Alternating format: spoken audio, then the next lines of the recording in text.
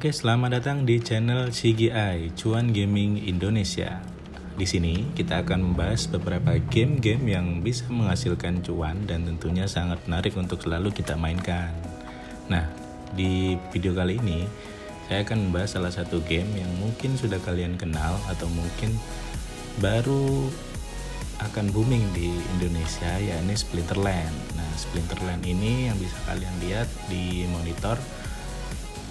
Gamenya sama seperti dengan Build Card atau mungkin kalian tahu game legendaris seperti Yu-Gi-Oh. Nah, seperti itu, intinya hampir sama, namun ada beberapa yang berbeda di game Splinterland ini. Nah, penasaran seperti apa? Di video kali ini akan saya bahas mengenai apa itu Splinterland dan bagaimana gameplay atau cara memainkan game ini. Untuk konten cara mendaftar game, connect ke wallet dan lain sebagainya akan saya siapkan di video terpisah. Oke, kalau gitu kita langsung masuk aja ke menu FAQ-nya. Nah, di FAQ ini kalian bisa cari tahu mengenai apa itu Splinterland dan apa sih keuntungannya kita bermain game yang berdasarkan blockchain atau based on blockchain. Sekilas kita baca di sini, Splinterland adalah digital atau collectible card game yang dibangun di atas blockchain teknologi. Nah, ini sama konsepnya dengan game seperti Magic and Gathering dan Hearthstone ya. Mungkin kalian udah tahu, yang dimana kalian harus membuild suatu koleksi kartu dengan bervariasi atau berbeda-beda status dan ability atau kemampuan dari kartu tersebut, dan menggunakan untuk bertarung dengan player lain berdasarkan skill based match ya, atau tergantung dari skill masing-masing player.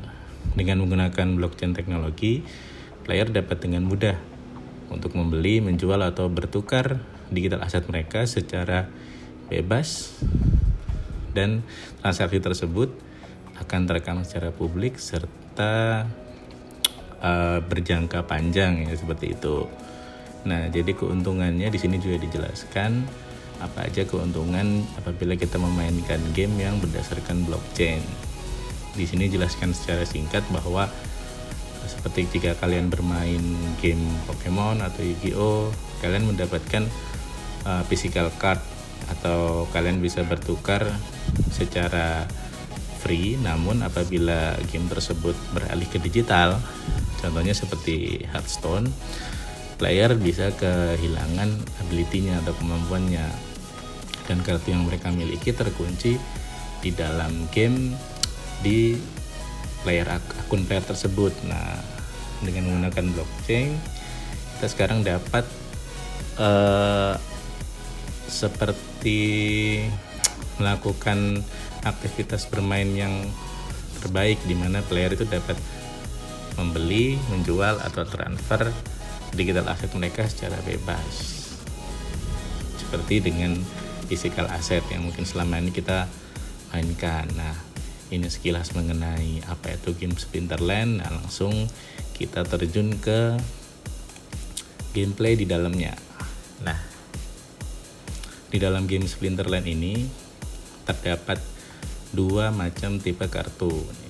Yang pertama adalah summoners, atau kalau kita sebut di sini itu dia adalah sebagai pemanggil monster ya. Monster ini orang atau makhluk yang dipanggil oleh summoner untuk melakukan pertempuran, dan selalu monster yang melakukan pertempuran. Summoners ini biasanya di dalam game hanya memberikan ability atau buff kepada para monster di battlefield. Nah, untuk Splinter sendiri di dalamnya terdapat 6 elemen yang tadi saya sebutkan. Yang pertama fire, water, earth, life, death, dan dragon. Nah, dimana ke-6 elemen ini sebenarnya tidak ada meta tertentu yang mana elemen fire itu memiliki kelemahan terhadap elemen water, ataupun elemen fire memiliki kekuatan lebih dibanding elemen death, life, atau earth dan sebagainya. Semua tergantung dari susunan deck card di dalam kartu kalian. Hanya saja beberapa summoner di dalam Splinter ini itu memang ada keunggulan untuk melawan masing-masing dari elemen-elemen yang ada di sini. Misal elemen butter, Splinternya memiliki keunggulan pada magic attack atau reducing magic attack, yang mana itu sangat berguna untuk melawan di Splinter Fire. Sama halnya dengan Fire yang memiliki monster-monster dengan basic melee attack dan physical attack. Kalau misal kalian di game-game MOBA dan sebagainya, nah Fire ini sangat kuat. Nah, nanti mengenai detail Splinter ini juga sama akan saya siapkan di video terpisah mengenai pembahasan gameplay dari masing-masing Splinter yang ada di Splinterland. Kemudian di card basics, nah ini akan sedikit saya jelaskan, yang mana pasti akan kalian bingung ketika membuka deck card atau inventory card kalian yang ada di game. Pasti kalian dibingungkan dengan angka-angka apa ini. Nah, kalian harus cek di sini seperti apa kegunaan dari status-status di dalam kartu kalian. Yang pertama, kita cek di angka 6 warna biru ini. Ini ada yang namanya mana cost. Nah, jadi mana cost ini digunakan atau sering muncul di dalam pertandingan ketika kalian masuki gameplay server atau game di hari itu akan mengacak sedemikian rupa sehingga mana cost berapa yang akan kalian gunakan ketika bermain di satu game. Jadi mana cost ini tidak ditentukan oleh kalian sendiri, melainkan acak oleh server. Nah, biasanya mana cost itu di atas 10, bisa aja di atas 20, atau mungkin bisa aja 99 mana cost. Nah, gitu. Nanti detailnya akan saya jelaskan di tutorialnya. Yang kedua, di sini ada status. Untuk status ini juga terdapat 4 macam ya. Nah, yang pertama ada saya lihat di sini. Ini adalah physical power. Nah, kemudian status yang kedua adalah ini. Ini adalah armor ya. Jadi armor ini perisai ketika kalian di hit atau diserang oleh monster di battlefield. Jadi beberapa untuk physical attack itu akan mengurangi armor terlebih dahulu, bukan langsung mengurangi HP. Nah, apabila terkena magical attack biasanya akan mengurangi langsung ke HP tanpa atau mengabaikan dari armornya. Kemudian untuk warna biru angka 6 ini adalah speed ya. Jadi attack speed dari masing-masing monster kalian. Semakin tinggi attack speed, semakin besar kemungkinan serangan kalian tidak akan meleset. Nah, apalagi untuk melawan monster-monster dengan kategori atau memiliki ability flying. Kemudian angka 9, nomor hati ini adalah HP atau darah kalian ya, darah monster kalian selama di game. Dan status yang ketiga ini adalah rarity-nya, tingkat kelangkaan dari Splinter tersebut. Nah, jadi di sini bisa kalian cek ada 4 rarity ya, ada yang common, yang biasa, ada yang rare, yang epic atau yang legendary.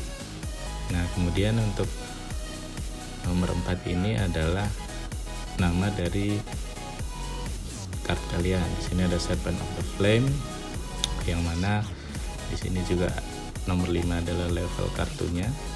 Level kartu ini tergantung dari powerful card kalian. Jadi semisal semakin gede levelnya, maka statusnya ini akan bertambah atau semakin kuat. Gitu. Dan kemudian yang ke-6 adalah experience atau XP ya. Nah, jadi ini semakin kalian memiliki kartu yang sama nih misal. Nah, kalian kombinasikan akan menambah XP-nya dan menaikkan levelnya. Kemudian nomor 7 atau ini adalah ability atau special skill dari setiap monster kalian. Atau mungkin sering di video saya sebutkan ini semacam buff ya. Atau di game-game yang lain kalian menyebutnya pasti buff. Dan ini ada macam-macam. Banyak sekali. Nah, Ini tentang status. Tadi saya cek di atas ini. Saya tampilkan kembali ya. Saya bahas bahwa ada melee attack, range attack, dan magic attack. Nah, melee attack ini singkatnya adalah pertarungan jarak dekat. Damage-nya diarahkan untuk mengenai enemy armor sebelum HP-nya dan memiliki kesempatan untuk meleset. Dan range attack ini untuk serangan dari jarak jauh dan tidak bisa, ini harus kalian garis bawah ya, unable to attack from the front row. Jadi tidak bisa dilakukan penyerangan dari baris pertama. Nah, mengenai nanti penempatan baris pasukan juga akan saya siapkan di video terpisah. Kemudian ada magic attack. Nah, karakter ini memungkinkan untuk attackernya menolak atau misalkan battle card di deck kalian itu kalian pasang magic attack, monster magic attack, dan dia akan langsung menyasar directly to health, jadi ke HP tanpa atau mengabaikan dari armor lawan dan tidak ada chance untuk miss, jadi tidak bisa meleset dan selalu terkena. Nah, other stat lainnya tadi gambar di atas ini attack speed, kemudian armor dan health. Kemudian ability yang tadi saya jelaskan, ini di sini banyak sekali ability teman-teman di Splinterland ini. Jadi kenapa semua kartu atau semua Splinter itu memiliki kekuatan dan kelemahan masing-masing. Jadi tidak ada meta yang ini kuat yang ini atau yang satu kuat melawan yang lain, tidak. Jadi semua tergantung dari susunan kartu atau monster dengan ability kalian masing-masing di battlefield. Nah, ini sangat banyak, ada 55, sekitar 55 kurang lebih ability setiap card di Splinterland. Cuman beberapa yang perlu saya garis bawahi itu ada beberapa ability yang mungkin akan kalian temui di awal-awal game. Ini yang pertama yang akan temui di sini ada Blast. Ini does additional damage to monster adjacent to target monster. Nah, ini jadi digunakan atau berfungsi sebagai penambah damage. Jadi ketika monster dengan ability ini menyerang satu monster, dia akan menambahkan damage ke monster di sebelahnya. Nah, kalau kalian penasaran monster apa dengan Blast, ini saya cek dulu di card saya. Kalau di early game biasanya air elemental. Nah, ini dia memiliki additional damage to monster adjacent dengan blast type. Kemudian yang paling sering muncul lagi di awal-awal game itu dodge.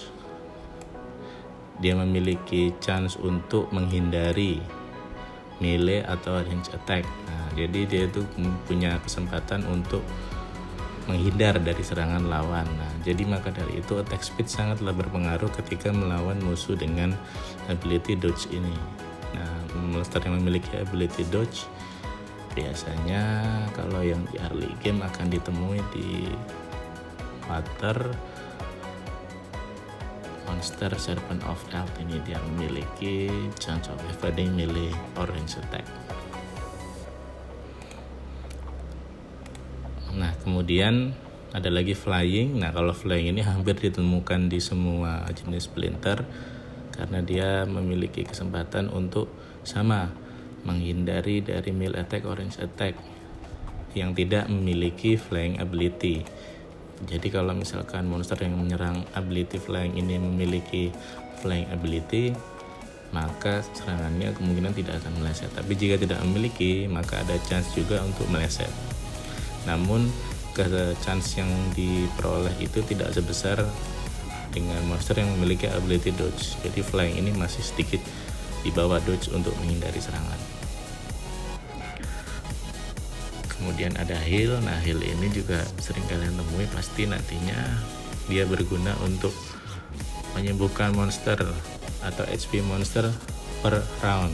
Nah, kalau yang di awal-awal game yang sering kalian temui nantinya pasti jelas yang paling terkenal adalah ya Divine Healer ya. Ini dia berguna untuk tank heal. Jadi ada tank heal dan heal. Kalau misalkan monster dengan heal itu bisa kalian temui seperti Cerberus. Nah, jadi Cerberus ini dia menghil porsi darah dia sendiri ya. Kalau perbedaannya dengan tank heal tadi yang saya jelaskan, itu dia melakukan heal kepada tank atau baris depan pasukan di battlefield. Jadi ada heal, ada tank heal, ada dua ya. Jangan lupa heal ini untuk healing HP monster sendiri atau monster tersebut yang memiliki ability ini. Kalau tank heal ini dia nge-heal pasukan garis depan atau tanknya. Nah, kemudian ada apa lagi ya yang mungkin, nah ini ada protect, ini juga mungkin akan kalian temukan di early game. Yang jelas dia ini sangat berguna sekali apabila kalian pengguna dari melee attack yang mengandalkan serangan jarak dekat dan menggunakan armor. Ini sangat berguna, dan biasanya atau yang saya temui itu di Splinter Life Truth Speaker. Ini juga saya ada kartunya. Nah, fungsinya adalah untuk menambah 2 armor, jadi sangat lumayan teman-teman. Misalkan tank kalian si shield breaker, ini dia punya 4 shield, dengan penambahan armor 2 dia mendapatkan total 6 shield. Sangat berpengaruh sekali di battlefield. Kemudian reach, nah ini juga melee attack monster with reach ability may attack from the second position on the team. Nah, jadi ini juga sangat berfungsi signifikan. Contohnya seperti ini, biasanya sering kita gunakan untuk splinter api atau fire. Nah, contohnya magma troll. Nah, dia memiliki ability ini. Jadi meskipun magma troll ini tidak ditaruh di posisi pertama atau kita taruh dia di posisi kedua, dia tetap akan bisa menyerang dari second position. Jadi punya kesempatan, karena melee attack itu biasanya harus yang tidak memiliki ability khusus, dia tidak bisa menyerang di baris kedua. Nah, apabila memiliki ability ini, dia akan memungkinkan untuk menyerang dari baris kedua gitu. Kemudian ada lagi Scavengers. Nah, Scavengers ini juga pernah saya temui di awal-awal. Waktu itu saya bertarung melawan, bisa dibilang spender ya. Jadi dia menambahkan 1 HP setiap kali ada monster di pasukan musuh mati. Apabila kalian memiliki kartu ini, terus ada 1 pasukan musuh kalian meninggal, nah itu kalian akan menambahkan 1 HP pada monster yang memiliki ability Scavenger ini. Nah, kalau untuk yang memiliki ability Scavenger ini biasanya ini di Gelatinous Cube. Gelatinous Cube ini gain 1 Marcel each time any monster dies. Tuh. Kemudian ada nih Sneak. Nah, Sneak ini sangat-sangat bisa saya bilang kartu yang harus kalian sering pakai di setiap rondenya. Karena apa? Jadi Sneak ini, pasukan yang memiliki ability Sneak ini berguna untuk menyerang monster terakhir. Jadi monster yang ada di belakang. Nah, yang mana monster yang ada di belakang atau yang terakhir itu biasanya adalah monster yang vital di dalam satu battlefield.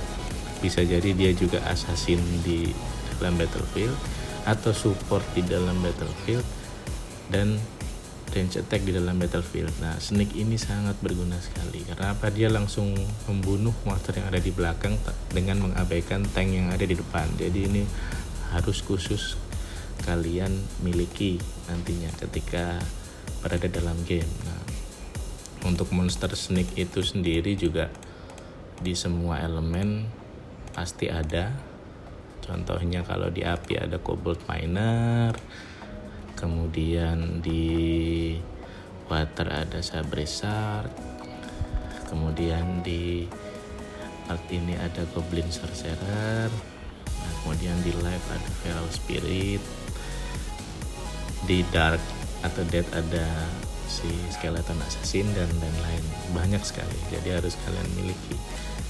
Nah sementara dengan Snipe ini bedanya adalah yang memiliki ability ini dia menarget monster dengan tipe serangan range attack, magic, dan atau tidak menyerang pasukan musuh yang berada di posisi pertama. Nah jadi ini hampir sama dengan Snipe, tapi dia spesifik tidak menyerang di posisi yang pertama, jadi dia bisa di posisi kedua atau posisi ketiga atau bahkan bisa terakhir. Yang jelas yang diutamakan adalah yang memiliki tipe range atau tipe magic attack. Monsternya pun di Battlefield juga hampir semua splinter pasti ada. Kalau di Fire ada Fire Beetle, di Water juga ada ini Snipping Nalhaul dan lain-lain, banyak teman-teman. Nanti akan saya jelaskan terpisah konten mengenai masing-masing ability ini yang mungkin bisa jadi tips dan trik kalian selama di dalam game. Nah, mungkin itu aja sekilas mengenai ability-nya, dan nanti akan saya bahas khusus karena sangat banyak sekali. Nah, di sini saya akan langsung terjun ke dalam tutorialnya. Oke, kalau gitu kita langsung aja praktis di sini teman-teman. Nah, menu praktis ada di sini. Ini bisa kalian ganti dan kita akan coba untuk latihan setelah kita belajar mengenai basic-basic dari Splinterland tadi. Kita langsung coba fight. Oke, kita sudah ketemu untuk musuhnya teman-teman. Nah, di sini ada Ray 91, rating 98, powernya 26.000. Wah, besar banget nih teman-teman.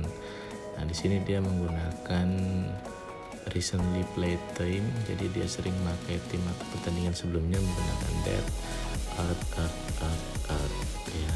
Nah, di sini kita menggunakan mana cap 27. Rules-nya, nah ini ada rules nih teman-teman. Earthquake ya.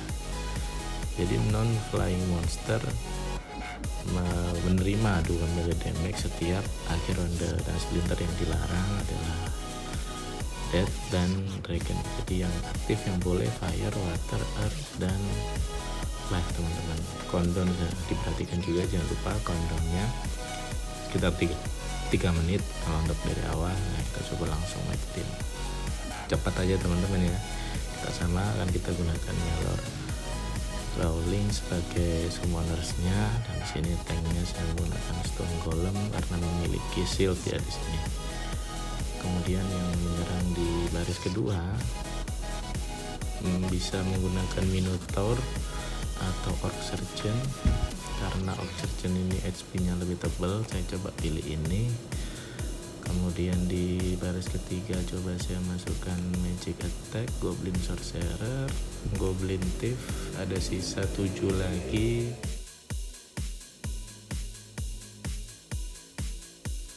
Mungkin bisa saya masukkan kategori range ya.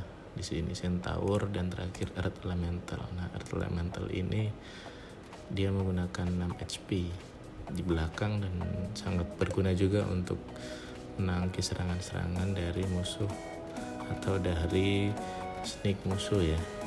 Dia akan otomatis biasanya menyerang pasukan garis belakang sesuai penjelasan saya tadi. Oke, langsung kita battle aja. Karena ini hanya latihan dan bisa ketemu dengan bermacam-macam player atau player yang lebih berpengalaman, kalah menang sudah biasa. Yang jelas harus kita perhatikan adalah susunannya. Nah, ini kebetulan summoners kita sama. Summoners kita sama-sama memiliki efek untuk Thorn ya. Ketika hit dengan melee attack, ya menambahkan damage balik 2 damage ya kepada attacker. Kita coba langsung rumble aja.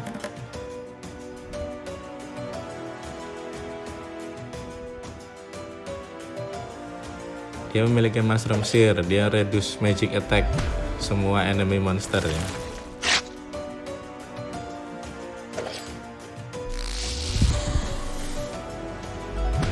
Oke, saya kena Thorn, dia mati 1.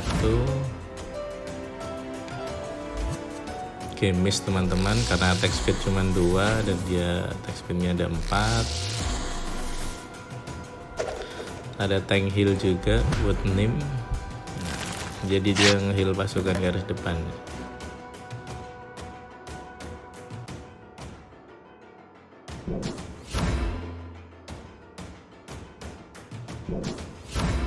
Karena ini ada earthquake, jadi semua monster dengan non-flying monster dia akan menerima 2 damage dan otomatis pasukan musuh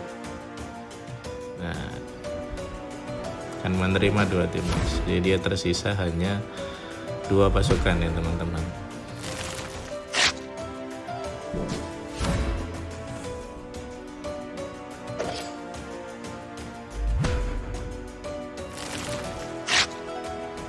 Kita lihat earthquake.